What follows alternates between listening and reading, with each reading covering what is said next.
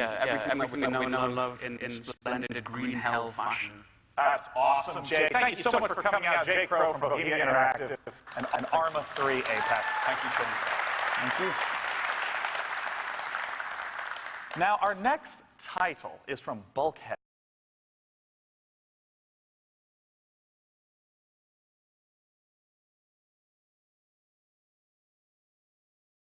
and Square Enix. It tries to answer the question, are there robots on Europa? Let's take a look at Turing Test. The Turing Test is a first-person puzzler set on Jupiter's ice moon Europa. We started with a common science fiction question, is there life on Europa? And we went to scientific advisors to try and get an idea of what that life would actually be. So we're telling a science fiction story, and it is really fictionalized, and we have lasers and all this kind of stuff, but it's based in an underlying reality of wanting to tell a story that could actually be true. The original prototype was really cool because what happened when we saw people play it is they instantly understood what was happening and they understood the mechanics of the game. It's kind of a game where you pick up and you can just play it, you learn through the mechanics, and that's something that we wanted to push in terms of design. We wanted people from any background to be able to come and pick up the controller and find it a fun experience to play. When the team showed me the Turing Test, I thought it was a great development on their last game. You feel a lot more involved in the world, you have a lot more control over the environment, and it just opens the world up to a lot more possibilities, really. We present the player with, a linear story that they can progress through. But as well as this linear story, there's also elements underneath that will change the meaning of the story for the player as they experience it.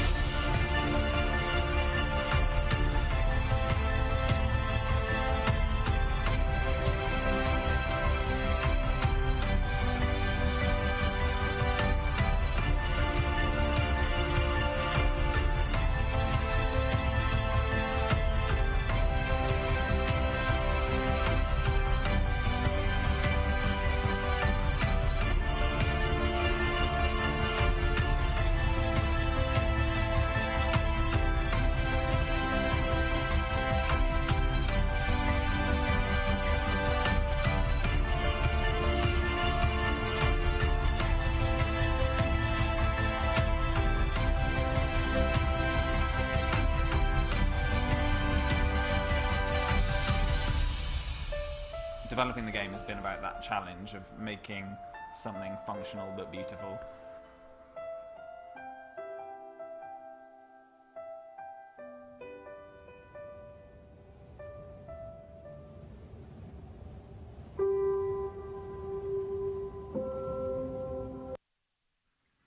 Just a beautiful video piece. Thank you so much, Bulkhead and Square Enix. Our next guest taking the stage is here to talk about how scary it is to drive across the country. From Finji, join me in welcoming Heather Penn.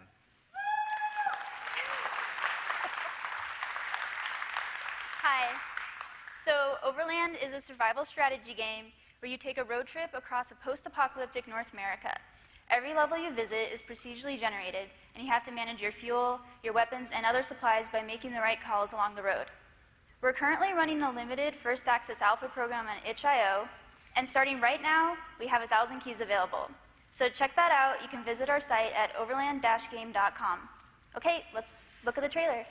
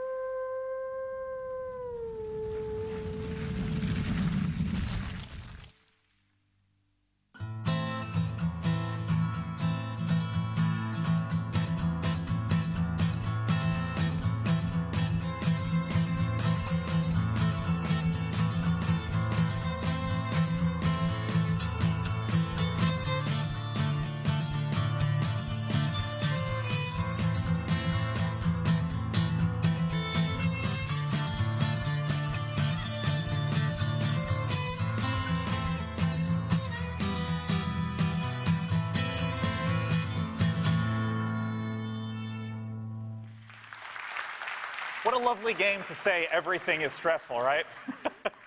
Once again, that was Overland. Coming up next, we have a game with extremely high ambitions to be the next big space sim. Let's take a look at Dual Universe.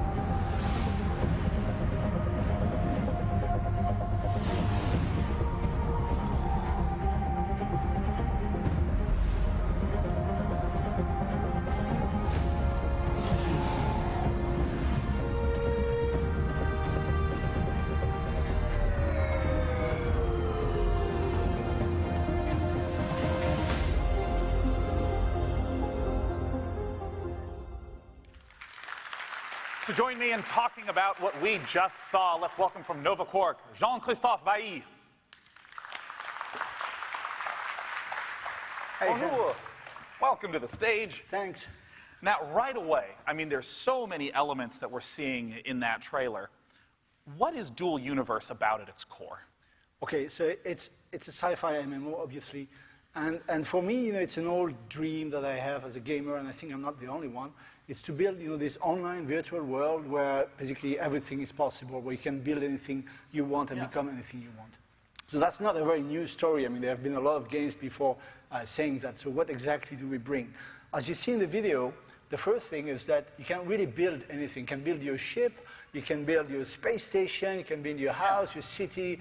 You can actually harvest minerals from the ground in the planets. Everything is editable. We've done a voxel technology to do that.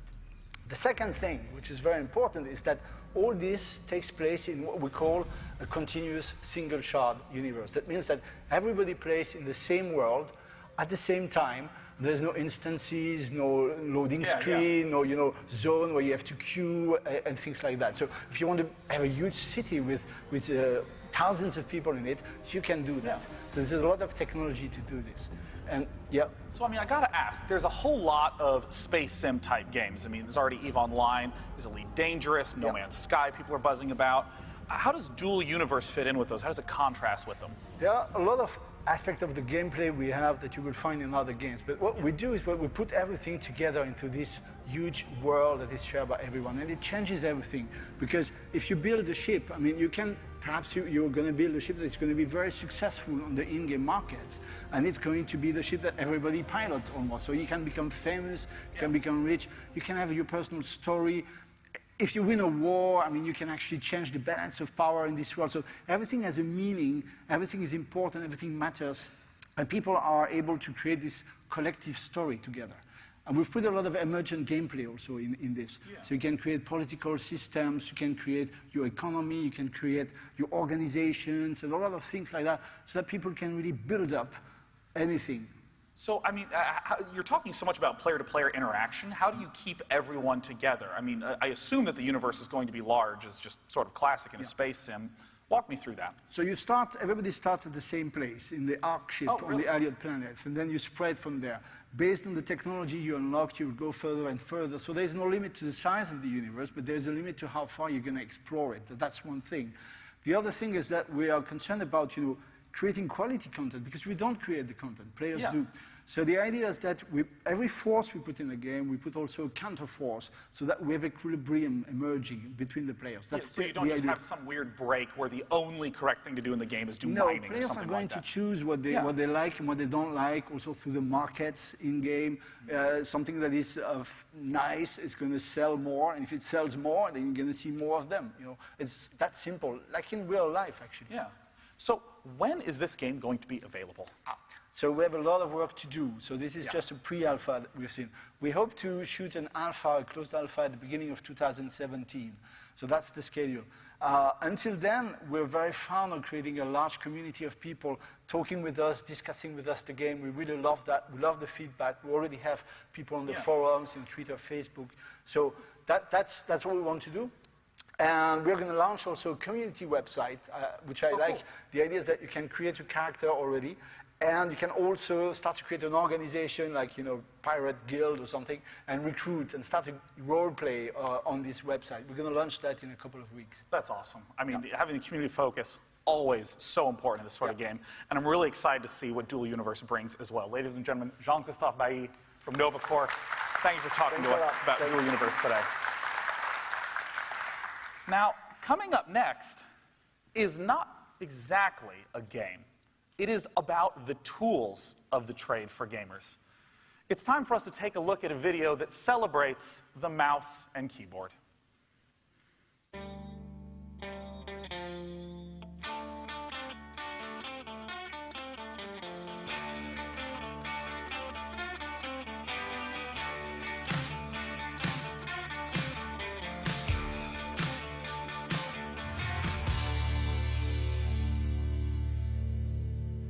What makes PC gaming different? It's the mouse and keyboard. I mean, they're really part of the reason why we even have point-and-click adventures, RTSs, action RPGs, I mean, even FPSs. The mouse is our eyes and our aim. It's an extension of our reflexes. It's all about freedom and customization. PC gamers care about what's under the hood. They care about how it all works. You've got people who are passionate about the type of mechanical key switches they use. My favorite key, the tilde, hands down. Just imagine PC gaming without a mouse and keyboard. When I'm playing Bastion in Overwatch and raffle stomping newbies, I need the precision that only a mouse can give me.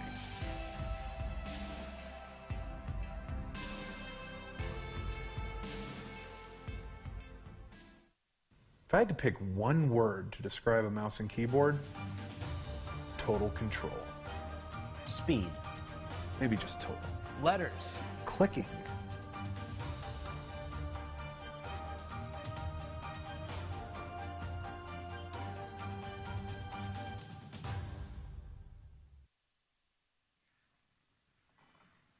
And this is a particularly apt segment because coming up next, we have the sequel to a console RTS called Halo Wars.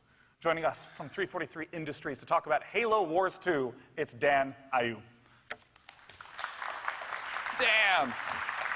Hey! Hey!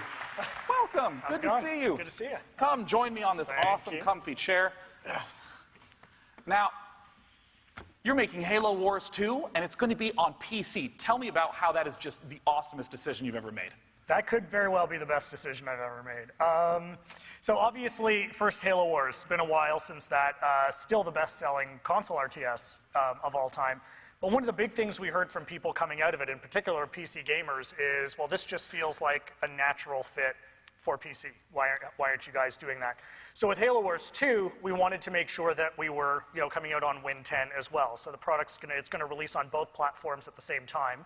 That's awesome. Yeah, on February 21st, 2017, it's going to be coming out, and we're on the floor around this week as well. So it's been a really great move for us because obviously that's just a genre that fits so naturally.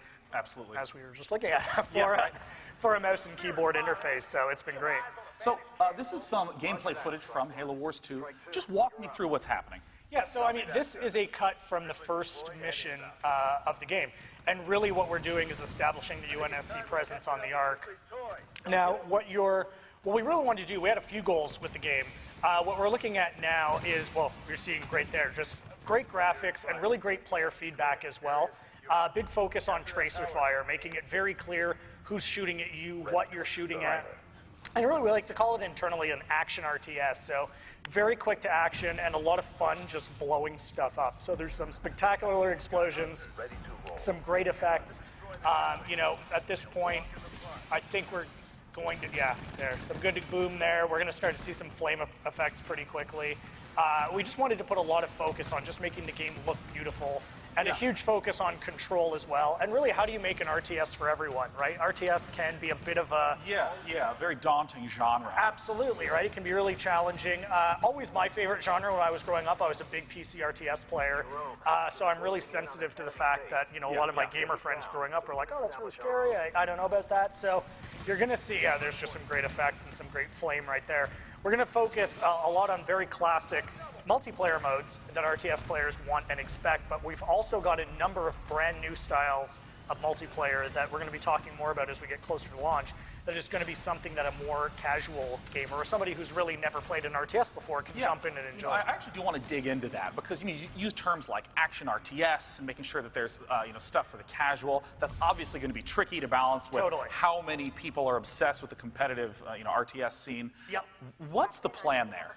So great question. The plan is really to treat them as different people, right? I mean, these are very, very different kinds of gamers. So we announced a beta today at the Microsoft conference that's going to focus on a couple of our more competitive classic style RTS modes, like your classic deathmatch mode, for example, where you and I build our respective bases, we build our armies, and we go at one another.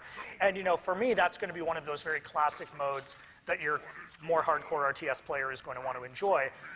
We've got some other modes coming, again, that we're not talking about at this point, but that are going to be very simple, a lot quicker to get into the action, take some of the strain off of resource management and things like that, so people can just focus on building a really badass army and getting into the action. And of course, I have to ask about the fact that you're talking about releasing on different platforms. How did you sort of deal with the control puzzle there? Yeah, one thing I definitely want people to hear is, we're not just porting console controls over to PC. Mouse and keyboard is very, very different, and we wanted to be very, very true to that. We've got a number of things we wanted to take advantage of, like groupings, for example, right? Multiple groupings on a mouse and keyboard.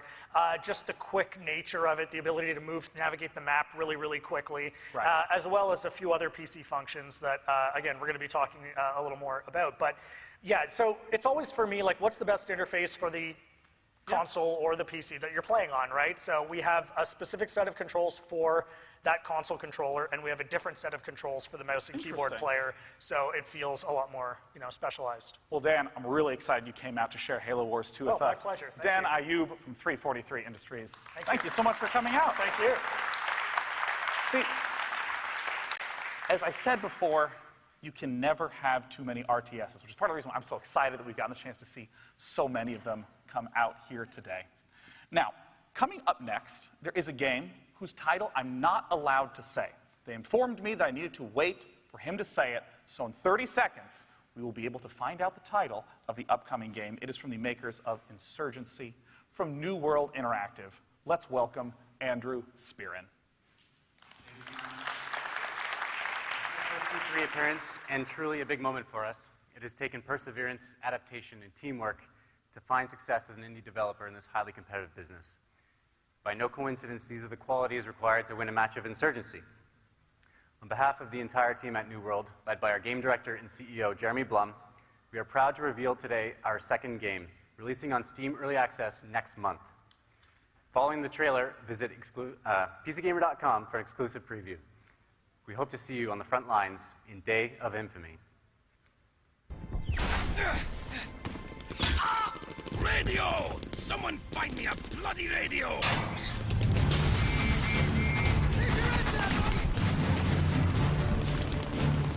Bloody hell!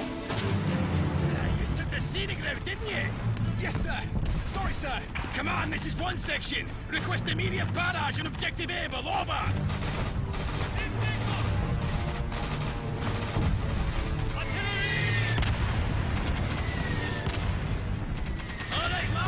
We've got a war to win!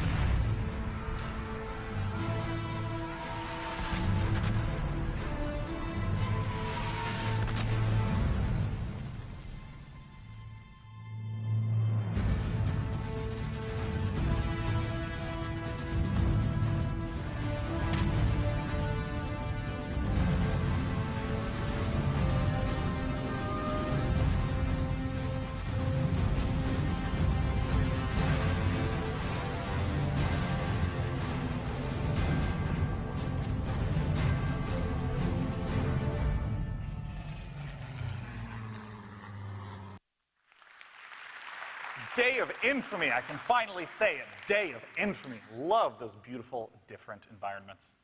Now, coming up next to announce a new game are the makers of Chivalry Medieval Warfare. Join me in welcoming Steve Piggott.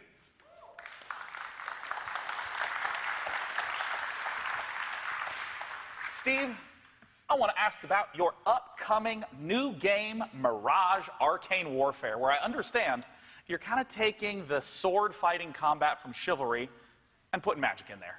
Yeah, that's it in a nutshell. I mean, Chivalry was the first game we made. It was basically medieval time sword fighting, first person, multiplayer. What we've done is add magic into that mix and really add the magic into the sword fighting system. So basically in this game, you're just going to be chopping off heads with swords and blasting people apart with magic. And I mean, the thing that you took the time to talk about a little yesterday with me is that this combat it's very much so about watching the animations of your opponent. It's a very deliberate. Talk to me about how you design the combat for this sort of experience. Yeah, for us it's really important that it has a deliberate feel to it, and that really shines through in the fact that you can block any attack. You can block any projectile, a guy charging at you, it doesn't matter, you can block it. If I hit you before you hit me, it's actually going to interrupt your attack. So people are really wary of each other, they're watching each other. It's a really tense combat situation. It kind of feels like a duel. We are going back and forth, attacking and blocking at the last second. And for us, that's really important to actually sell the deliberateness of the combat and get people to really think about what their opponent's doing before they make actions. Yeah, that reminds me a lot of Dark Souls. Yeah, we like to think of it as bringing like fighting game mechanics into a competitive multiplayer first-person shooter. Well, we have a chance to look at an exclusive game. Marcus. Anna, Marcus. What Marcus? Rachel. I was watching that. What did you do? I have to apologize. I'm very sorry. I know that you wanted to watch the very end of the PC Gamer show. You can at twitch.tv/PCGamer, but the Ubisoft press conference is literally about to begin, and I must find out if Beyond Good and Evil 2 is going to be released. So head on over to twitch.tv/PCGamer to watch the remainder of that. There's just a little bit left, and keep this one open because Ubisoft starts now!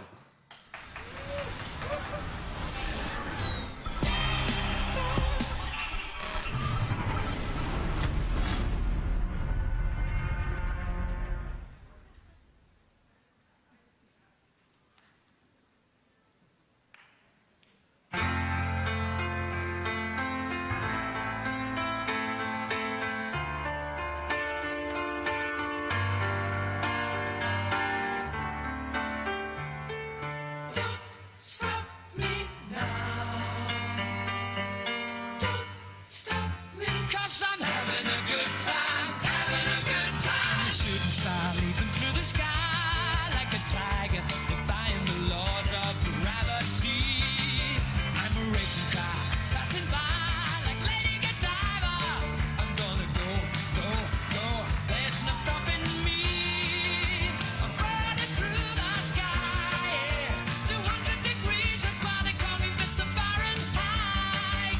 I'm traveling at the speed of light. I wanna make a supersonic man out of you. Don't stop me now. I'm having such a good time. I'm having a ball. Don't stop me now. If you wanna have a good time, just give me a call. Don't stop me now. I'm having a good time. Don't stop me now. Yes, I'm having a good time. I don't wanna stop at all. I'm a rocket ship on my way to Mars on a collision course. I am a satellite.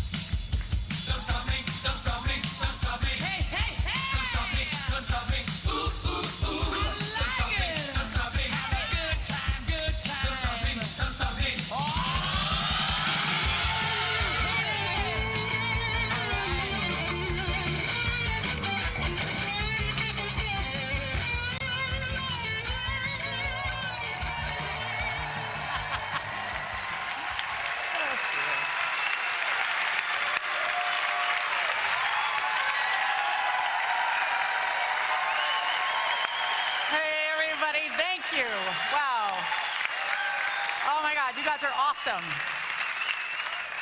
You guys are awesome. You guys were confusing and awesome. And my mom has those boots, by the way. She wants them back. Ladies and gentlemen, you know when you see a dancing crab and a baby bird with a paper collar that you could only be at the Ubisoft E3 press conference. Welcome. Welcome. Dancers, can you guys bring it in behind me for a second? Just gather around. Get behind me here. It's a special year. And I want to take a moment to do something that's going to feel a little incongruous and potentially even uncomfortable for some of you. There's no smooth or easy way to do this, but we all felt really strongly when we were rehearsing today that we needed to say this. So before we start, everyone here at Ubisoft want to offer our deepest sympathies to the people affected by this weekend's tragedy in Orlando. Our hearts, the hearts of everyone in Paris, in France, in the United States, and around the world are with you. And now, thanks, guys.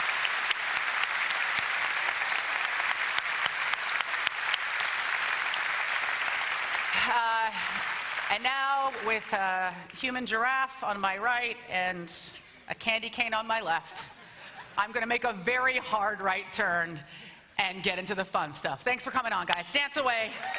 Dance away. The madness that you just saw was courtesy of the Movement Wizards at Just Dance 2017. Just Dance has always been at the forefront of innovation, bringing its experience to new devices and also introducing the world to the first dance-on-demand streaming service with Just Dance Unlimited. And today, Ubisoft is pleased to announce that Just Dance 2017 will be coming to all video game platforms and PC in October and to the Nintendo NX next year. Yes. Your life is not complete until you have a lion singing at you out of your television screen. Hello and welcome to everybody lucky enough to be sitting here in this theater and even luckier enough to be watching at home around the globe because you have snacks and you probably didn't shower today. I am Aisha Tyler. Some of you probably didn't shower either. There's no judgment here. I am Aisha Tyler, and I'm standing in the historic Orpheum Theater in vaguely beautiful yet faintly urine-scented downtown Los Angeles.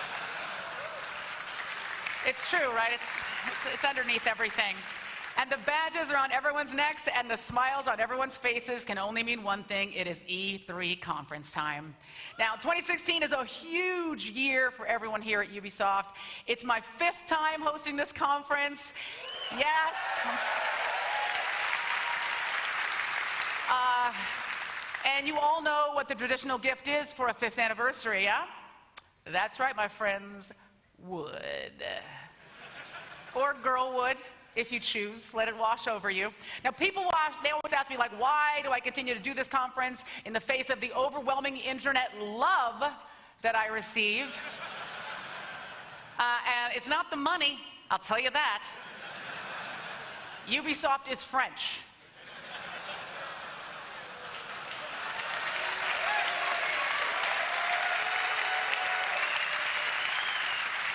They're paying me in red wine and sarcasm, you guys. No, I come back every year because I love games. I play these games, I adore them, and I love being a part of the excitement that comes with revealing new games to the world. Every day, every year when I do this, I'm like a kid in a candy store. A really large, slightly masculine kid in a candy store. And speaking of excitement, it's Ubisoft's 30th birthday. Yeah, give it up for Ubi. Or Ubi. Ubi may be 30, but like everyone else here in Hollywood, it hasn't aged a bit. It gets drunk on weekdays and dresses inappropriately, but whatever makes it feel young. Now, over these 3 decades, Ubisoft has been flexing its creative muscles, giving its teams the freedom to push boundaries and create games that are memorable, fun, and sometimes a little crazy. So, enough talk. We're going to hit fast forward right now and get straight to the games. All right? Now, you may remember our next title from the end of last year's show, when it blew your fucking mind. And if you're at home playing a drinking game, yes, an F-bomb in the first 5 minutes of this show. Ladies and gentlemen, welcome back to Ghost Recon Wildlands.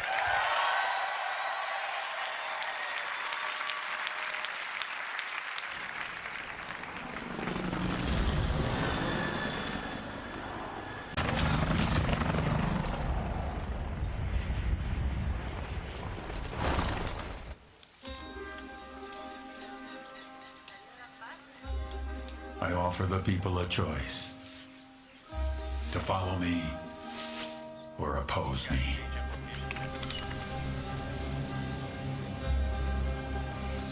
If you follow me, I feed your families, give you shelter, medicine, and jobs. Shield you from the tyrants. Allow La Santa Muerte to protect you from death. I give you power. I make you rich. But most of all, I let you rule like kings. But for those that oppose me, I have only one thing to offer. A promise. To take everything you love and destroy it in front of your eyes.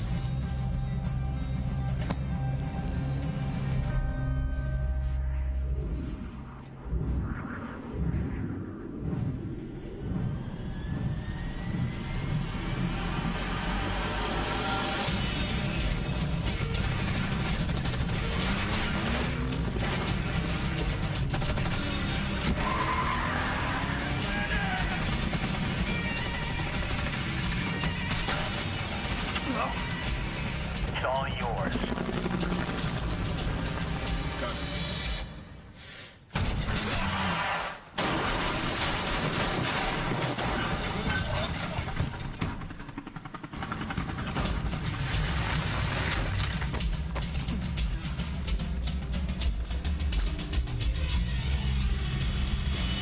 Ghost, hit the money, hit the drugs, then hit the king.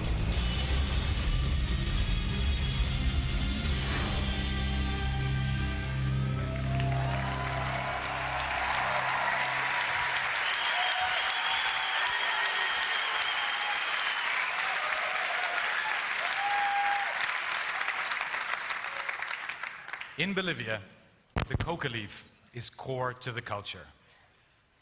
It's found in every gas station, every hospital, and every town square. And they use it for a variety of things, like treating nausea and altitude sickness, to a refreshing energy drink.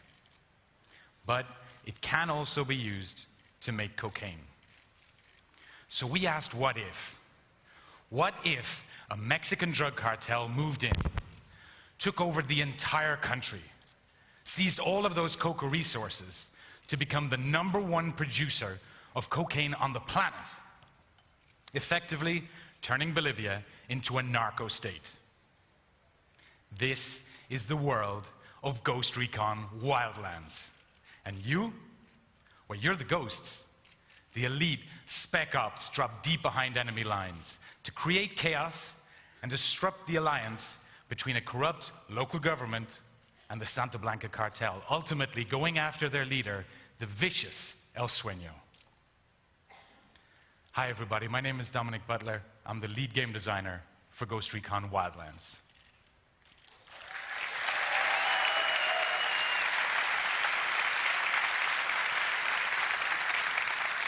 Ghost Recon Wildlands is the very first military shooter set in a massive, dangerous open world that you can play entirely in solo or in up to 4-player co-op, with beautiful environments set across a variety of different ecosystems that will challenge and influence your gameplay at every step of the way. All of this takes place in the largest action-adventure open world Ubisoft has ever done.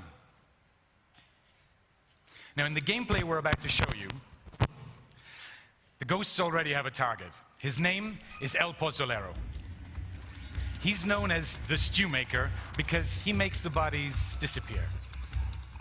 Now, the ghosts know that their target is in a large Santa Blanca camp somewhere in the San Mateo province, but they don't know where yet exactly.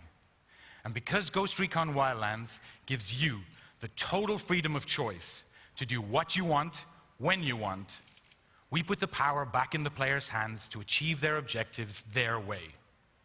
In this case, the ghosts know that their target has some vital intel. They want to take him alive, so they've opted for a tactical extraction. Let's go get that intel.